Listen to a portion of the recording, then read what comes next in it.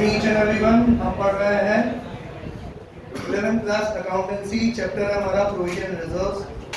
Last lecture में हमने provision reserve का इंट्रोडक्शन दिया था। अभी जो लोग लास्ट लेक्चर में नहीं थे या 2-3 दिन बाद ये मेन क्लास लग रही है हमारी, तो भूल गए हो, तो मैं आपको 2 सिंपल लाइनों में प्रोविजन रिजर्व का मतलब समझाऊंगा। एक इनकी सिमिलरिटी और एक इनकी डिसिमिलरिटी। सिमिलरिटी क्या कि साल भर में हम जो भी पैसा कमाते हैं, हम सारा पैसा मालिकों में नहीं बांटते, हम उसमें से थोड़ा पैसा सेट असाइड करते हैं। एक एग्जांपल लेते हैं कि मान लो पूरे साल भर बिजनेस करके हमारा जो प्रॉफिट आया वो प्रॉफिट हुआ 10 लाख। अब इस प्रॉफिट में से मैं 4 लाख रुपए अलग करना चाहता हूँ और 6 लाख रुपए मालिकों को बांटना चाहता हूँ। अगर मालिक एक ही है, सोल प्रोप्राइटर है, तो पूरे 6 लाख रुपए उसके कैपिटल में ऐड हो जाएंगे। मालिक एक नहीं है सर, पार्टनरशिप फॉर्म में 2 पार्टनर है, बराबर के पार्टनर है, तो 3 पार्टनर है, बराबर के पार्टनर 2।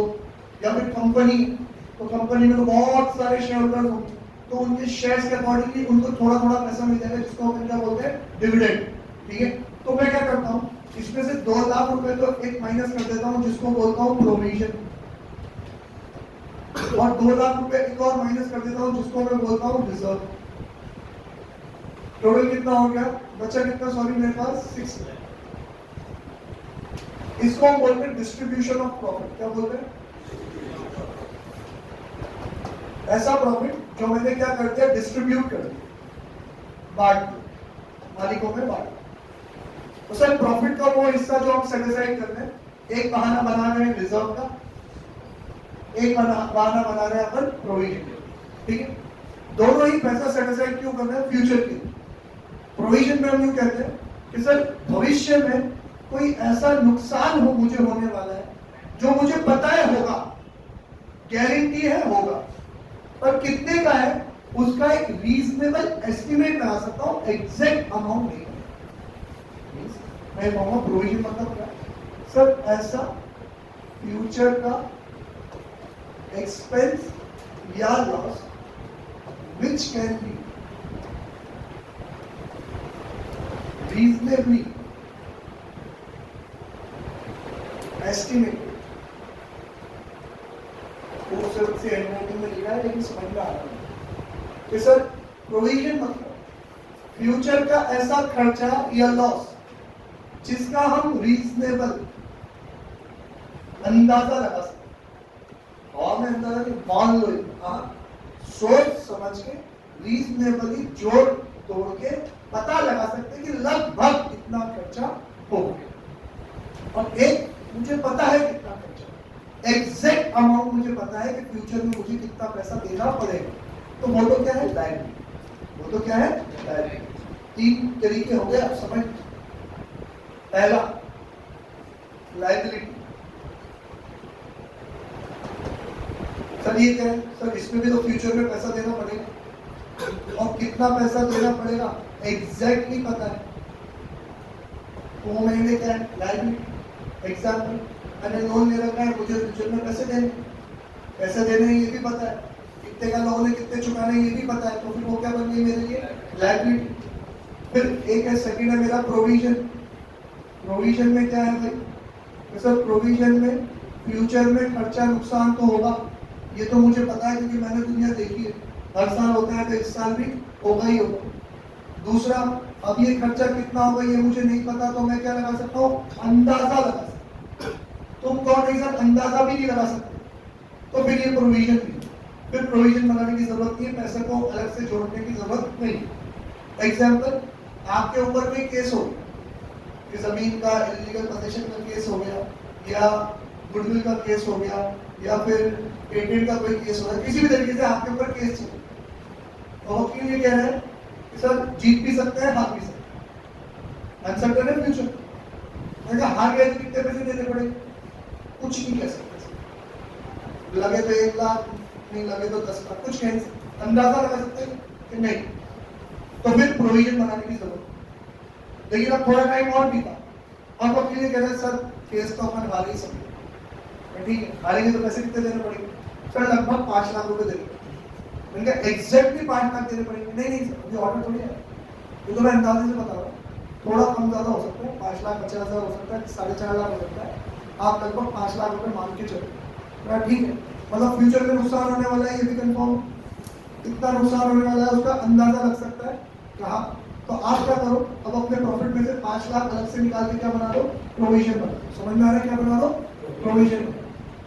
अगर वो कहे कि सर फ्यूचर में हारेंगे, सर केस हारे ही सकते और अंदर से खबर आई है जैसा आप कह रहे हैं कि 5 लाख का जुर्माना लगेगा, तो फिक्स। चलो मान लो ऑर्डर भी आ गया कि आपको अगले साल 5 लाख रुपए देंगे, तो अब तो फ्यूचर में पैसे देने ये भी तय है, कितने देने ये एग्जैक्ट अमाउंट भी तय है, तो फिर तो ये मेरे ऊपर क्या बन गई, लायबिलिटी, ये तो देने ही देने। अभी तक तो मैं प्रॉफिट में से हिस्सा हटा रहा था कि देने पड़ सकते हैं, कितने देने पड़ेंगे इसका अंदाजा लगा रहा था, तो ये क्या है, प्रोविजन।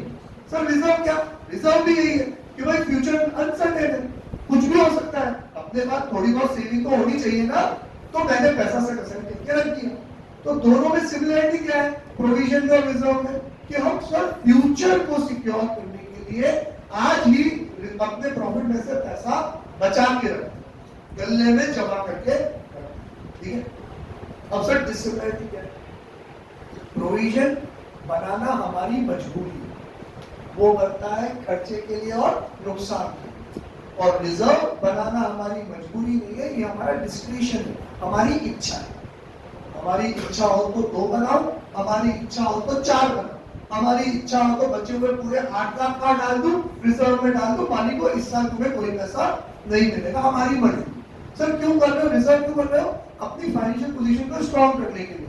कल को कोई आपदा आ गई तो, फ्यूचर में कोई नुकसान हो गया तो, या फिर हमें सर फ्यूचर में कोई असेट खरीदना है, असेट खरीदना है तो पैसे जोड़ के रखने पड़ेंगे ना, इसलिए हम क्या बना रहे हैं, रिजर्व। तो प्रोविजन और रिजर्व दोनों में क्या करना है, पैसा सेट असाइड करना है। एक में असेट सेट असाइड कर रहे हैं किसके लिए, फ्यूचर में होने वाले नुकसान की भरपाई के लिए, एक में सेट असाइड कर रहे हैं किसके लिए, ताकि फ्यूचर में हमारी फाइनेंशियल पोजीशन क्या रहे, स्ट्रॉन्ग रहे। समझ में आया, जिसमें प्रोविजन बहुत इंपॉर्टेंट है कि कब प्रोविजन बनाना है नहीं बनाना, समझना। इसको मैंने समझा था मैचिंग कंसेप्ट। मैचिंग कंसेप्ट ये कहता है कि अगर इस साल आपने कोई पैसा कमाया और उस कमाई के चलते अगले सालों में आपका कोई खर्चा होने वाला है जो इस साल नहीं होगा, कब होगा, अगले साल होगा, अब कितना होगा इसका अंदाजा लगा सकते हो। तो भैया मैचिंग कंसेप्ट अकॉर्डिंगली कमाया इस साल है तो इसी साल में से खर्चे का पैसा निकाल के सेट असाइड कर लो, ताकि जब खर्चा हो तो उस साल के प्रॉफिट में इंपैक्ट नहीं आए, आपके पास ऑलरेडी पैसा पड़ा हुआ है। जैसे एक एग्जाम्पल से समझा, जब हम मशीन खरीदते हैं ना, मशीन तो मशीन पता है क्या होता है, ये है अमाउंट 10,000, 20,000, 30,000, 40,000, 50,000, ये है ईयर 1, 2, 3, 4, 5। तो मशीन में होता क्या, अगर मान लो WDV method, return down value method, तो रिटर्न डाउन वैल्यू मेथड सबने पढ़ा ना, डेप्रिसिएशन कि वैल्यू धीरे धीरे क्या होती जाती है, कम होती जाती है, तो लगने वाला डेप्रिसिएशन भी क्या होता जाता है, कम होता जाता है। तो शुरू के सालों में डेप्रिसिएशन ज्यादा लग रहा है और फिर धीरे धीरे क्या हो रहा है, वो कम हो रहा है। तो ये एक ग्राफ होगा, इस ग्राफ को बोलते हैं डाउनवर्ड स्लोपिंग। पढ़ रहे होंगे ना आप, डिमांड और सप्लाई पढ़ रहे होंगे ना, तो उसमें डाउनवर्ड स्लोपिंग अपवर्ड स्लोपिंग पढ़ाया हुआ ना आपको, ठीक है। अब मशीन के साथ हुआ कि डेप्रिसिएशन को तो आपने बिल्कुल मैच करा दिया उससे मिलने वाले बेनिफिट से। उससे मिलने वाले बेनिफिट मतलब अब ये नया नया ऐसी लगा है, बढ़िया काम कर रहा है, मस्त पूरी काम कर रहा है, लेकिन धीरे धीरे जैसे जैसे टाइम बीतता जाएगा तो इसकी एफिशिएंसी कम होगी कि नहीं होगी। मतलब शुरुआत में बेनिफिट ज़्यादा दे रहा है, धीरे धीरे बेनिफिट क्या होगा, कम होगा। तो जितना ज़्यादा बेनिफिट दे रहा है उतना ही ज़्यादा मैंने क्या लगा दिया, डेप्रिसिएशन। धीरे धीरे इससे मिलने वाली एफिशिएंसी भी क्या हो जाएगी, कम। मतलब ये तो है मेरा बेनिफिट कि सर धीरे धीरे बेनिफिट कम होता जाएगा, इसलिए धीरे धीरे डेप्रिसिएशन भी मैं क्या कर रहा हूँ, कम कर रहा हूँ, समझेंगे। लेकिन एक बात बताऊँ, होना यही चाहिए, मैचिंग कंसेप्ट यही कहता है कि फायदा ज्यादा मिला तो खर्चा भी ज्यादा, फायदा कम तो खर्चा भी कम। लेकिन मशीन के साथ एक चीज उल्टी नहीं चलती, वो है उसकी रिपेयर एंड मेंटेनेंस।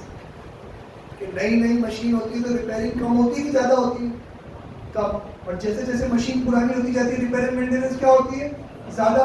मतलब अभी ये नया नया एसी कुछ काम कराने की, रिपेयर मेंटेन कराने की जरूरत है क्या? और बेनिफिट भी कैसा दे रहा है सबसे ज्यादा। लेकिन इसी एसी को जब 10 साल हो जाएंगे तो साले का बेनिफिट भी कम हो जाएगा, लेकिन इसके रिपेयर मेंटेन का खर्चा क्या हो जाएगा? ज्यादा। समझेंगे नहीं? तो वहां पे अब क्या चलेगा? जैसे शुरुआत में, शुरुआती साल में रिपेयर मेंटेन कम था, फिर बढ़ता गया बढ़ता गया बढ़ता गया बढ़ता गया, तो अब उल्टा हो रहा है। बेनिफिट पहले ज्यादा मिल रहा है, बाद में कम हो रहा है। लेकिन सर खर्चा पहले कम हो रहा है, बाद में ज्यादा हो रहा है। तो यार ये तो अपोजिट हुआ कि नहीं? अब इसी एग्जाम्पल को लेके हम समझते हैं मैचिंग कंसेप्ट। मैचिंग कंसेप्ट क्या कहता है? यार तूने खूब तबीयत से मशीन को घिसा, उससे तुझे फायदा भी हुआ, मशीन ज्यादा चली, प्रोडक्शन ज्यादा निकला, प्रोडक्शन ज्यादा निकला, पैसा ज्यादा कमाया, तो पैसा तो कमाया तुमने बस। लेकिन इस बार जो रिपेयर एंड मेंटेनेंस है ना, नई नई मशीन थी तो ना के बराबर हुआ। ना के बराबर हुआ तो मतलब कितना हुआ? मात्र 50,000 रुपए का ही वो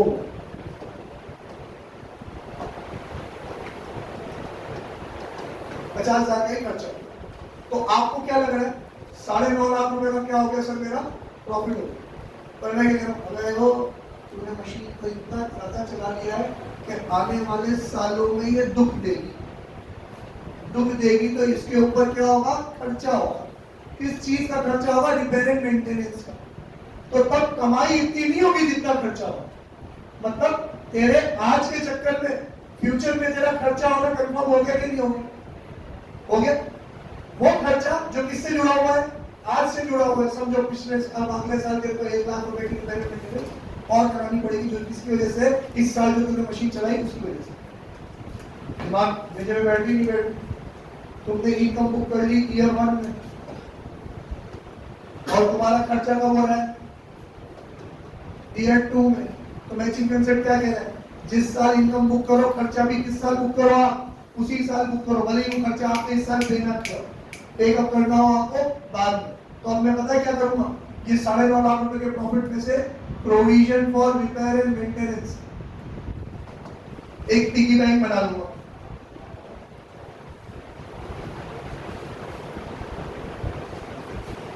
और प्रोविजन के नाम पे उस पिगी बैंक में 1 लाख रुपए लगा के जमा कर दूंगा, और मालिकों से कहूंगा, मालिक प्रॉफिट ही कितना हुआ? 8 लाख बचा। सुन लो, समझ लो, मालिक प्रॉफिट ही कितना हुआ? 8 लाख बचा। मैचिंग कंसेप्ट समझ में आया नहीं है? फ्यूचर में खर्चा होने वाला है, अंतर्यामी तो हूं, रिजर्व भी 1 लाख रुपए है, कितने का? लगभग 1 लाख। अंदाजा लग गया जितने का खर्चा मेरे को लगा होने वाला है, उतना पैसा मैंने निकाल के यहाँ रख दिया। अब गले में 1 लाख रुपए जमा। पहले प्रोविजन पूरा समझ लेते, फिर रिजर्व पे लाते। गले में 1 लाख रुपए जमा है। अब जिसका मुझे इतना इंतजार, वो घड़ी आ गई। अब असल में रिपेयर एंड मेंटेनेंस का 90,000 का बिल बन के आ गया। 1 लाख का नहीं है, 90,000 का। तो अब ये 90,000 रुपए मैं ईयर 2 के प्रॉफिट, ईयर 2 का प्रॉफिट हुआ था मान लो 6 लाख। अब ये 90,000 रुपए मैं ईयर 2 के प्रॉफिट में से माइनस नहीं करूंगा। मैंने इसके लिए गल्ला बना के रखा है कि नहीं रखा? तो अब वो जो 90,000 खर्चा है उसके लिए पैसे कहां से निकालूंगा? गल्ले में से। और अगले साल मालिक को क्या कहूंगा? मालिक कितने का प्रॉफिट हुआ है? पूरे 6 लाख का। नहीं तो फिर अगले साल का प्रॉफिट कितना होता मालिक का? 5,10,000 का। और मैचिंग कंसेप्ट क्या कहता है? साले जिस साल इनकम बुक करी ना, उसी साल खर्चा बुक कर। अब सर खर्चा पता नहीं एग्जैक्टली कितना हो, अंदाजा लगा सकता है क्या? लगा सकता है। तो उसका क्या बना ले तू? प्रोविजन बना। ये समझ में आया कि नहीं? सबको समझ में आया? बना लिया प्रोविजन। अब कहानी फर्दर सुनो। साले पूरी मशीन घिस दी, सारा प्रोडक्शन एक साथ ही कर लिया। अब मशीन का प्रोडक्शन भी कम होगा, प्रॉफिट भी कम होगा, और 3-4 साल में मशीन खत्म हो गई। तो नई मशीन लानी पड़ेगी कि नहीं लानी पड़ेगी? नई मशीन लानी पड़ेगी। अब अगर मैं पूरे 8.5 लाख रुपए मालिक को दे देता हूँ, तो मालिक नई मशीन लाने के लिए पैसा मैं वापस से आपको घर से लाना पड़ेगा, है कि नहीं? यही हुआ कि नहीं हुआ? मालिक एक काम करो, मैं 8.5 लाख रुपए में से आपको 5 लाख रुपए दूँ, 3.5 लाख रुपए हम बचा के रखते हैं। किसके लिए? कि फ्यूचर में जो हमें एक्सपैंड करना है, फ्यूचर में जो हमें एसेट वगैरह खरीदना है, तो हमारी फाइनेंशियल पोजीशन को स्ट्रॉन्ग करने के लिए एक रिजर्व बना लेते हैं, एक अलग दूसरा गल्ला बना लेते हैं।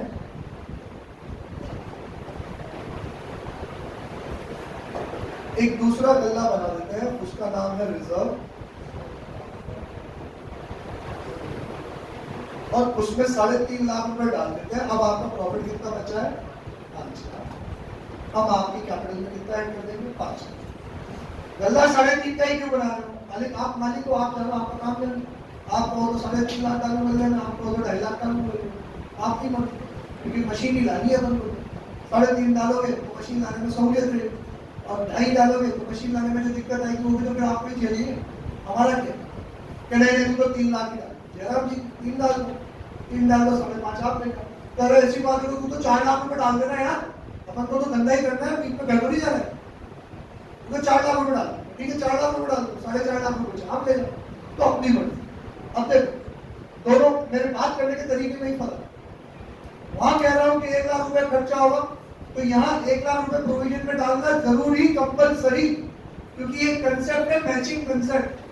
मैचिंग कंसेप्ट ये कहता है कि इनकम इस साल बुक करी है तो खर्चा भी इसी साल बुक होना चाहिए। तो ये तो हो गया ऑब्लिगेशन। आदमी यहाँ देख रहा और कोई मैचिंग कंसेप्ट नहीं है। ये तो क्या हो गया? Obligatory foundation. आपको प्रोविजन बनाना ही पड़ेगा। नहीं बना रहे हो, प्रोविजन नहीं बना रहे तो आपके सारे बही खाते क्या है? गलत।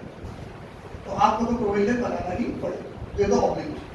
और रिजर्व में लिखा गया जो हुक्म में रहा, आपकी मर्जी, आपका बिजनेस, आपकी मशीन। 3.5 रोकना चाहो तो 3.5 रोको, 4.5 रोकना चाहो तो 4.5 रोको, 2.5 रोकना चाहो तो 2.5 रोको।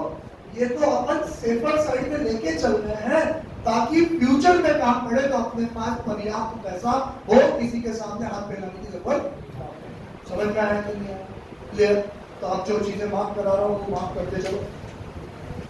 सबसे पहला प्रोविजन में ए और बी स्टार मार्क कर लो। पेज नंबर 17.1 पे आओ, ए और बी देने का है कि प्रोविजन क्या होता है? द अमाउंट रिटर्न ऑन और retain by way of providing for depreciation, renewals and diminution in the value of asset। Sir ये क्या बोला है? स्टार मार्क कर दो, बाद में आके समझाऊंगा। सेकंड वाला बी वाला समझा देता है। The amount retained by way of providing for any known liability, underline करो, known liability को अंडरलाइन करो, उसके ऊपर लिखो 1 नंबर लगा दो, circle. The amount retained by way of providing for any known liability for which amount cannot be determined with substantial accuracy। Underline करो, amount cannot be determined with substantial accuracy। पूरी बात, amount cannot be determined as substantial accuracy। तो substantial accuracy के ऊपर लगा दो second number, और फिर उसी लाइन को कंटिन्यू करते लिखो बट, आगे लिखो but reasonable estimate can be made, but reasonable estimate, reasonable REASONABLE estimate, ESTIMATE estimate, reasonable estimate can be made, CAN space DE space MADE can be made। Underline करो reasonable estimate को और तीसरा number डालो। जब कभी भी ये 3 characteristics होंगे कि लायबिलिटी नोन है, पता है कि नुकसान होगा, और सब्सटेंशियल एक्यूरेसी से अमाउंट पता नहीं कर सकते लेकिन अंदाजा लगा सकते हैं, तो क्या बना दो भाई? प्रोविजन में। डन हो। आ जाओ सेकंड पेज। अब एग्जांपल्स ऑफ प्रोविजन। पहला, provision for depreciation of asset. हम असेट का पढ़ा ना आपने डेप्रिसिएशन, उसमें डेप्रिसिएशन का क्या बनाते हैं? प्रोविजन। प्रोविजन जिसने डेप्रिसिएशन पढ़ा उसको याद आ रहा होगा कि जब प्रोविजन नहीं बनाते तो डेप्रिसिएशन मशीन के अकाउंट में क्या होता है? चार्ज। याद आया वर्ड? हाँ, तब क्या होता है? चार्ज। और जब प्रोविजन बनाते तब क्या होता है? एक्यूमुलेट। तो एक्यूमुलेट क्यों करते हैं अपन? कि सर ये डेप्रिसिएशन इकट्ठा करके पैसा जोड़ के रखना चाहते हैं ताकि जब नई मशीन भी लेनी हो तो ये पैसा हमारे क्या आ जाए? काम आ जाए। समझेंगे नहीं? ठीक है। नेक्स्ट है provision for taxation. Income tax का एक रूल है कि आप जो भी इस साल कमाओगे, जितना भी आपने इस साल कमाया उसका हिसाब आपको अगले साल लगा के उसके ऊपर अगले साल आपको टैक्स देना होगा। ये इनकम है, इसके ऊपर टैक्स कब देना है मुझे? अगले साल। व्यवहारिक सी बात है ना, हिंदुस्तान में टैक्स लगता है प्रोग्रेसिव। पहले 2.5 लाख में माफ, फिर 5%, फिर 20%, फिर 30%। तो मुझे 5% देना है, 20% देना है, 30% देना है, कैसे पता पड़ेगा? साल खत्म होगा तो ही तो पता पड़ेगा ना साल भर में मैंने कितना कमाया। जितना कमाया उसका हिसाब लगाऊंगा, फिर टैक्स दूंगा। तो इस साल जो कमाया उसके ऊपर टैक्स कब देना है? अगले साल। तुम्हें पता है कि टैक्स देना है, एग्जैक्ट तुम पता कर नहीं सकते, तो तुम क्या बना दो उसके लिए? प्रोविजन बना दो। तो ये क्या है? Provision for taxation. Then provision for bad and doubtful debt. आपने माल बेचा 1 करोड़ का, साल खत्म हो गया, अभी भी डेटर्स बाकी है 25 लाख के, मतलब बाकी के 75 लाख के लोग पैसे हमें दे चुके। ये 25 लाख के वो ढीठ है, नकते लोग हैं जिनसे पैसे मांगते रहे पर दिए नहीं। अब ये अपना रंग रूप कब दिखाएंगे? अगले साल। अब मुझे ये लगता है, डाउट है मेरे को कि 25 में से 20 तो मिल जाएंगे, लेकिन 5 लाख रुपए के जो कमीने लोग हैं वो तो पैसा खाएंगे मेरा, वो पैसा नहीं देंगे। इसका मतलब तूने सेल इस साल रिकॉर्ड करी, इनकम इस साल रिकॉर्ड करी, और उस इनकम के बेसिस पे तेरा पैसा डूबेगा अगले साल। नुकसान कब होगा? अगले साल। हर बिजनेस पे डूबता है, तुझे पता है। लायबिलिटी क्या है? नो। कितना डूबेगा एग्जैक्टली पता है? अंतर्यामी तो होगी, अंदाजा लगा सकता हूँ, लगभग 5 लाख डूबेगा। तो भाई क्या बना दे? 5 लाख रुपए बना दे तू प्रोविजन। समझ में आया कि नहीं? तुझे नहीं आ रहा तो और डिटेल एग्जांपल लेके मुझे आ रहा है? देखो सबको समझ में आ रहा है? हाँ, ये एग्जांपल याद रखना है। 1 करोड़ का माल बेचा था, 75 लाख रुपए उसी साल में आ गए, 25 लाख रुपए बाकी रह गए। अब इनसे मैं अगले साल पैसे मांगने जाऊंगा, मुझे लगता है 20 आ जाएंगे, 5 लाख रुपए डूबेंगे। तो मैंने आज ही एक गल्ले में 5 लाख रुपए डाल दिए, नुकसान की भरपाई कर दी। क्लियर है? याद रहेगा? 1 करोड़, 75 लाख, 25 लाख, 20 लाख, 5 लाख रहेगा यार? ओके, आगे बढ़ो। Provision for discount on debtors. Sir अब ये क्या है? अबे ये खुद कह रहा है कि 5 लाख डूबेगा, तो जो 20 लाख रुपए वाले लोग पैसे देंगे वो पूरे पैसे दे देंगे। उधार में खरीदने का एक उसूल होता है, जब आदमी खरीदने जाते हैं तो जो रेट बोलते हैं उसमें खरीद के जाते हैं, उसको पता है उधार पैसे तो दे नहीं रहा हूँ, तो इसकी कमाई चलेगी। लेकिन जब व्यापारी पैसे देने आता है ना, तब ये पैसे देते समय शेयर होता है, पैसे दे रहा हूँ, डिस्काउंट तो दो, रेट इतनी ज़्यादा लगाने की इतनी रेट थोड़ी होती है, अब तो पैसे दे रहा हूँ, डिस्काउंट दो। तो 5 लाख तो वो है जो पैसे नहीं देंगे, मेरे को जो 20 लाख रुपए वाले लोग हैं वो भी पूरे पैसे थोड़ी देंगे, डिस्काउंट तो वो भी मांगेंगे, सेटलमेंट तो वो भी करवाएंगे। अब तुझे क्या लगता है कितना डिस्काउंट देना पड़ेगा? लगभग 10% देना पड़ेगा। तो 20 लाख का 10%, 2 लाख रुपए तेरा खर्चा होगा ना। देना है ये पता है, कितना देना है ये पता नहीं है, तो अंदाजा लग सकता है। तो 2 लाख फिर से अलग कर दे, किसके लिए? डिस्काउंट और डेटर्स के लिए। ठीक है, अगला provision for repairs and renewals of asset. अभी समझाया मैंने तुमको कि आने वाले सालों में रिपेयरिंग का खर्चा ज्यादा होगा, वो जुड़ा हुआ किससे है? क्योंकि इस साल अगर मशीन यूज कर रहे हैं तो अपन क्या बना रहा हूँ? खर्चे के लिए प्रोविजन। समझ में आया? अब ये 5-6 एग्जांपल देके हमारे माइंड में क्रिस्टल इमेज आ चुकी है सर कि प्रोविजन क्यों बनाते हैं, कि हमें पता है कि आने वाले सालों में हमारा खर्चा होने वाला है, कितना होने वाला है ये नहीं पता, तो हम अंदाजा लगा देते हैं। पता है कितना होगा ये नहीं पता, अंदाजा लगा देते हैं। तो उस अंदाजे के हिसाब से पहले ही पैसा जोड़ के अलग कर गल्ले में डाल, तो अपने 5-5 गल्ले बनाते होते ना किसी के मंदिरों में, तो उसमें लोग ये इस चीज का पैसा, ये इस चीज का पैसा। आपने पिक्चर देखी जो भी मुझसे शादी करोगे, देखी किसी देखी? जैसे देखे हमने उसको, चलो नहीं देखे तो कोई खासा नुकसान नहीं होगा। उसमें क्या होता है? प्रियंका चोपड़ा होती है, सलमान खान होता है और अक्षय कुमार। तो सलमान खान की आदत होती है गल्ले बनाने, वो मंदिर में 3 गल्ले बनाते हैं, माँ का इलाज, बहन की पढ़ाई, बहन की शादी। ठीक है, फ्यूचर को उसको एक काम करवाना, इसलिए जब भी सैलरी आती है इसमें पैसे डाल देते। तो ये क्या बना रहा है? वो प्रोविजन। उसको पता है माँ का इलाज करवाना, पैसे की जरूरत पड़ेगी, पहले से गल्ले में बना के रखें, बहन की पढ़ाई करवानी है, बहन की शादी करानी, इसलिए 3 गल्ले बनाए। अब पिक्चर की स्टोरी कुछ और ही कहती है, लेकिन गल्ले क्यों बना रहे हैं? हम समझते हैं कि ऐसा आप प्रोविजन बना रहे हो, किस लिए? फ्यूचर में नुकसान होने वाला है, और वो नुकसान उस टाइम पे होगा, तो उस टाइम पे पैसों की हालत क्या होगी हमें पता नहीं। आज तो हमारे पास क्या है? प्रॉफिट है। आज तो हमारे पास क्या है? प्रॉफिट है। तो उस प्रॉफिट में से पैसे निकाल के आज ही क्या कर दो? सेट असाइड कर दो। समझ में आया? ओके। नाउ कैरेक्टरिस्टिक्स ऑफ और फीचर्स ऑफ प्रोविजन।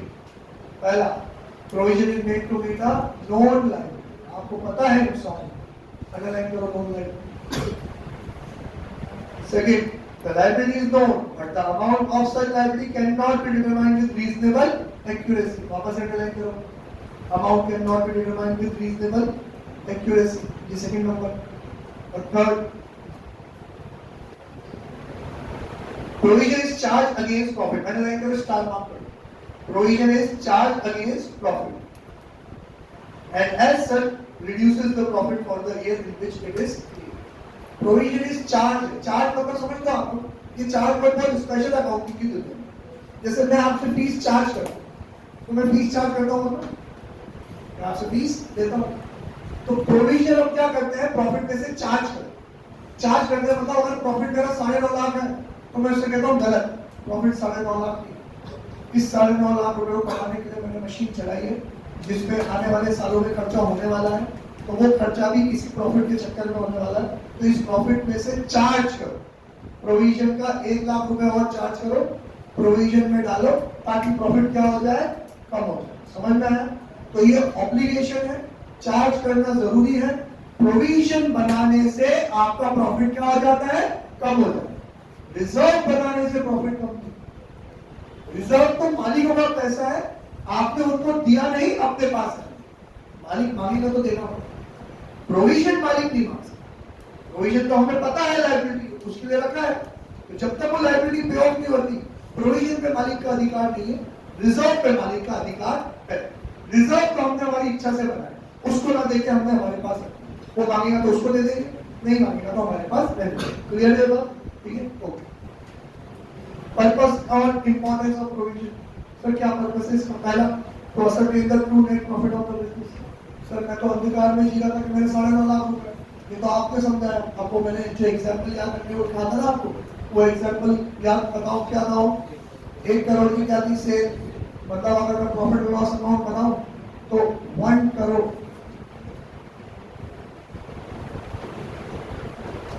सही है क्या? ज्यादा लगा दिया, 2 जीरो ज्यादा लगा दिया मेरे हिसाब से, 100 करोड़ तो निकल गया मैंने इसको।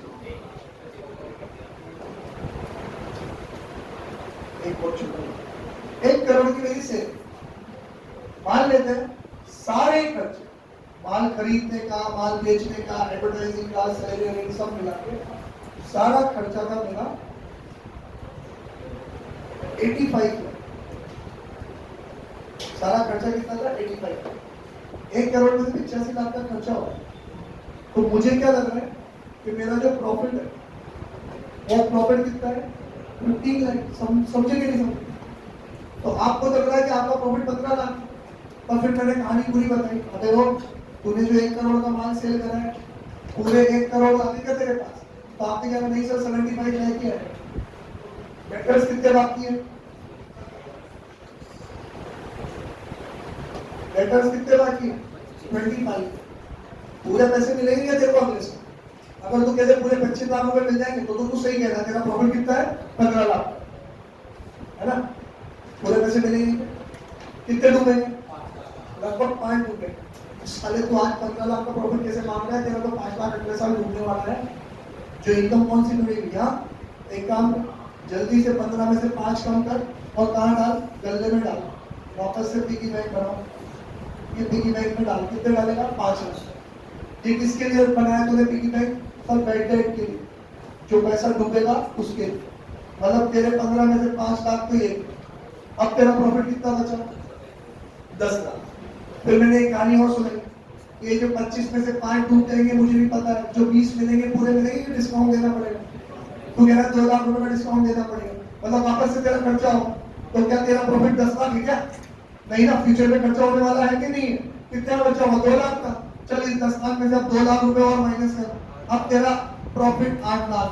तो क्या कहोगे आपका करेक्ट प्रॉफिट 15 लाख है कि 8 लाख है? तो ये तो प्रोविजन बनाना जरूरी था ताकि हम हमारे करेक्ट प्रॉफिट पे पहुंच सके। तो आपको बोलना है to ascertain the true net profit of the business. Second, to ascertain the true financial position of the business. Sir financial position किससे बनती है? फाइनेंशियल पोजीशन किससे बनती है? असेट और लायबिलिटी। कितने आपके पास असेट है, कितने आपके ऊपर लायबिलिटी। एग्जांपल दिया था ना कि ये अभिनीत की, इसके पास 10 करोड़ के असेट है, मेरे पास 5 करोड़ के असेट है, किसकी फाइनेंशियल पोजीशन बढ़ी है? 10 करोड़ के असेट है तो क्या हुआ, 8 करोड़ की इसके ऊपर लायबिलिटी है, मेरे ऊपर लायबिलिटी सिर्फ 1 करोड़ की, इसकी फाइनेंशियल पोजीशन बढ़ी। क्योंकि इसकी फाइनेंशियल पोजीशन, इसका नेटवर्क कितना निकला, 10 माइनस 8 2 लाख, और मेरा नेटवर्क कितना निकला, 5 माइनस 1 कितना 4, ना बेटर हुआ। तो सर फाइनेंशियल पोजीशन बनती है एसेट और लायबिलिटी से। अब अगर आप प्रोविजन नहीं बनाओगे, ध्यान देंगे दर्श, मेरी नेटवर्क ज्यादा याद है, अगर आप प्रोविजन नहीं बनाओगे तो आप क्या कहोगे, आपके एसेट कितने के हैं, 25 लाख के, और 25 में से 5 तो मिलेंगे नहीं, बचे कितने 20, और 2 लाख का आप उनको डिस्काउंट दे दोगे, बचे कितने 18। तो आपके डेटर 25 के हैं कि 18 के? 18। तो अगर प्रोविजन नहीं बनाओगे तो आपका नेट एसेट भी प्रॉपर्ली नहीं निकलेगा। समझ में आया कि नहीं? ठीक है, next, to provide for no losses in the future. Sir आज से ही हम तैयारी कर लें, ताकि गाना सुना ना, जोर का झटका, तो जोर से ना लगे, झटका कैसे लगे, धीरे से। तो उस टाइम पे 5 लाख रुपए डूबेंगे तो हार्ट अटैक आएगा ही नहीं है, दिल बैठेगा कि नहीं बैठेगा। और तुम आज से ही मान के बैठ जाओ 5 लाख डूब नहीं, तो फिर उस टाइम पे जब डूबेंगे तब क्या लोग डूबेंगे, तब मन बैठेगा कि आप नहीं ना, क्योंकि हम पहले से ही क्या थे, तैयार। ठीक है, तैयार है to note for the, to provide for the known liability in the future. जो फ्यूचर की नॉन लायबिलिटी पता है कि लायबिलिटी, उसके लिए हमने पहले से क्या कर रखी है, तैयारी कर रखी है। Next, for the equitable distribution of expenses. Equitable distribution of expenses मतलब मशीन शुरुआत में ज्यादा चला रहे हो और खर्चा कम बुक करो, बाद में मशीन कम चल रही है और खर्चा क्या आ रहा है, ज्यादा, तो ये एक्सपेंस का एक जैसा डिस्ट्रीब्यूशन हुआ क्या? नहीं ना। आज भले ही खर्चा कम होगा, लेकिन तुझे पता है ना फ्यूचर में ज्यादा होगा, तो उसके लिए भी आज ही जोड़ के रखना। तो आज भी खर्चा ज्यादा और फ्यूचर में तो खर्चा ज्यादा हो ही जाएगा, तो डिस्ट्रीब्यूशन कैसा रहा, एक जैसा। समझ में आया कि नहीं? ठीक है, आपको ये सिर्फ बोल्ड बोल्ड वाले लेटर्स याद रखने हैं, अंदर की कहानी में जो समझा रहा हूँ वो याद रह जाए कहानी, तो लिख के आ जाएगा, नहीं तो जयराम जी की भी करोगे तो चलेगा, लेकिन जो इनिशियल हेडलाइंस है वो तो आपको याद रखनी है। फिर आते हैं अपन रिजर्व पे, जो कल पढ़ेंगे, कितना अच्छा देख लो।